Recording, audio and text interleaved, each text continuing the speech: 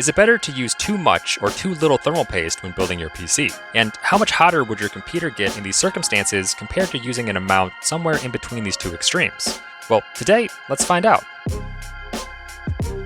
We'll start by testing a very small amount of thermal paste on our processor, a fairly common action if you're a first-time PC builder and maybe a bit hesitant when handling a tube of thermal paste. For the sake of these comparisons, I'm going to standardize the pattern in which I apply the thermal paste across each variation. I'll be deploying the blob or dot pattern right in the middle of our processor, which by the way is a 3rd generation i5.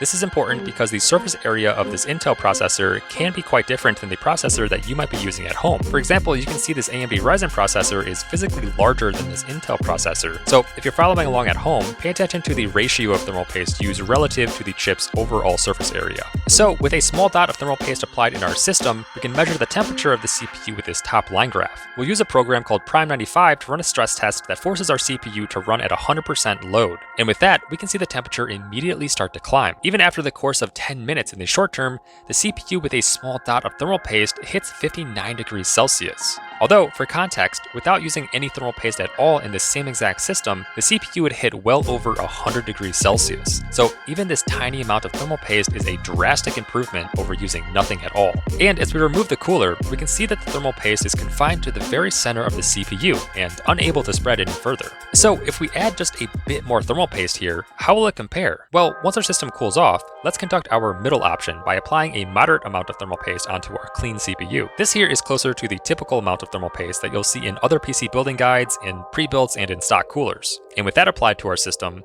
we can run an identical stress test as before. Under load, we can again see the CPU temperature start to rise, but you'll notice that the increase is already less dramatic. After 10 minutes with the moderate amount of thermal paste, our CPU maxes out at 52 degrees Celsius, which is over 10% cooler than our first benchmark using a small dot of thermal paste, which was already a giant improvement over using nothing at all. So if we use these 3 data points as a trend and extrapolate an assumption, then the more thermal paste we use, the lower our temperature should get, right?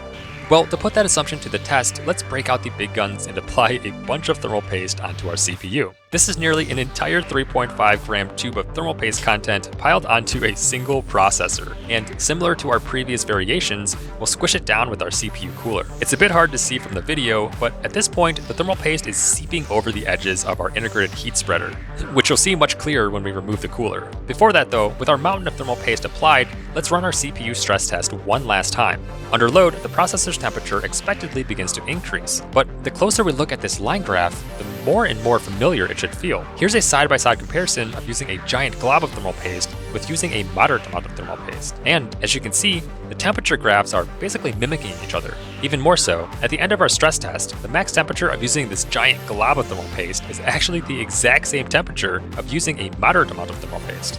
So, in effect, that means that at some point, using more and more thermal paste does not continue to improve the thermal performance of our system. However, doing so also doesn't negatively affect it either, which is pretty interesting.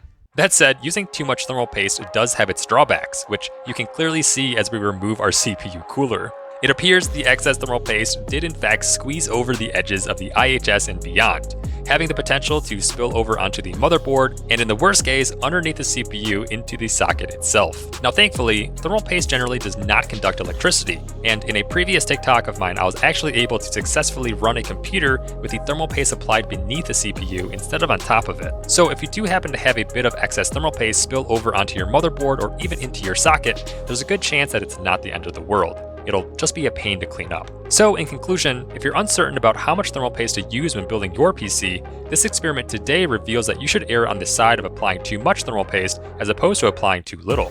And with that, I hope you found this information helpful. If you did, consider subscribing to my channel for daily tech tinkering and thermal paste experiments. As always, I'm Mr. Yeester, your tech tinkerer, and I'll catch you in the next one.